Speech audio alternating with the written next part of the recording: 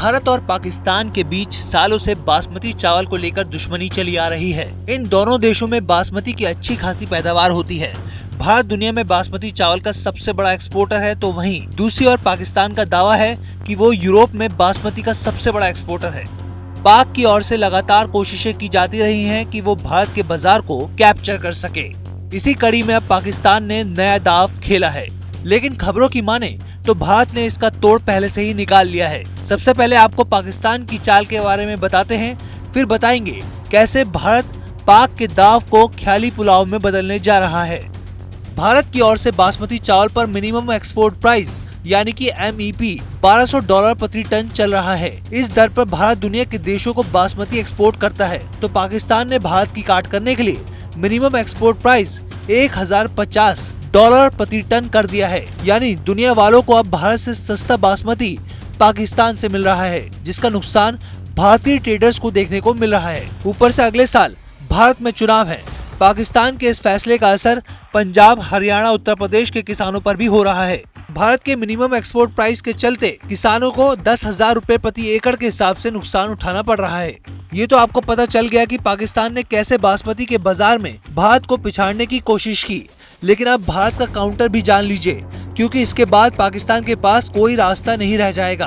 खबरों के मुताबिक बहुत जल्द भारत बासमती चावल के एक्सपोर्ट के लिए मिनिमम एक्सपोर्ट प्राइस में कटौती कर सकता है। भारत बासमती के फ्लोर प्राइस को $1200 प्रति टन से घटाकर $850 प्रति टन कर देगा, ताकि मिल मालिकों और ट्रेडर्स को चावल ग्रेड भेजने में मदद मिल सके। मिल मालिकों और ट्रेडर्स की ओर से अनाज की विदेशी बिक्री में भारी गिरावट की शिकायत लगातार की जा रही थी, जिसके चलते इस तरह का कदम उठाया जाएगा। देखिए, वैसे भी अगर हम राइस की बात करते हैं तो ग्लोबल राइस के प्राइसेस है करीबन 15 साल के हाई पे पहुंच चुका है। रिसेंटली हमने देखा कि यूनाइटेड नेशन ने भी इस चीज पे चिंता जताई है। इंडिया की अगर हम बात करते हैं तो इंडिया लार्जेस्ट राइस एक्सपोर्टर है। करीबन हम 40% जो एक्सपोर्ट है हम करते हैं। कुल मिलाकर करीबन 54 मिलियन टन के आसपास।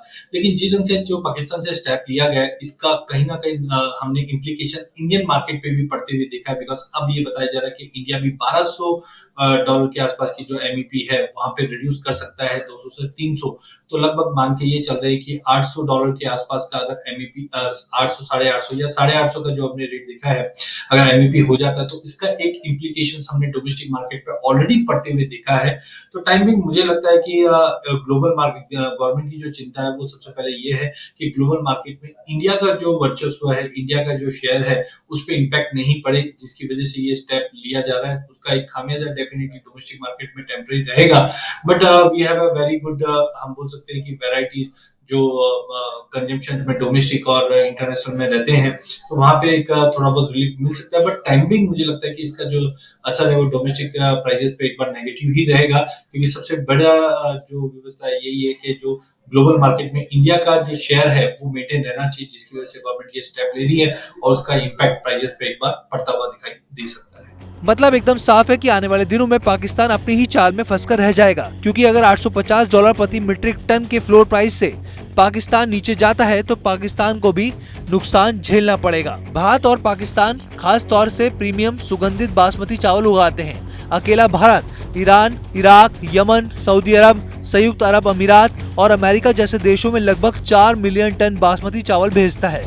पिछले दिनों हमने देखा था कि नॉन बासमती सफेद चावल पर एक्सपोर्ट बैन लगाने के भारत के फैसले से अमेरिका में NRIs के बीच खलबली मच गई थी। सोशल मीडिया पर वायरल हुई वीडियो और तस्वीरों में NRIs चावल खरीदने के लिए किराना और डिपार्टमेंटल स्टोर के बाहर कतार में खड़े दिखाई दे रहे थे। अब ऐसे में भारत का ये कदम पाकिस्तान की टेंशन जरूर बढ़ा देगा। वीडियो पसंद आया तो हमें लाइक, कमेंट, शेयर और सब्सक्राइब जरूर करें।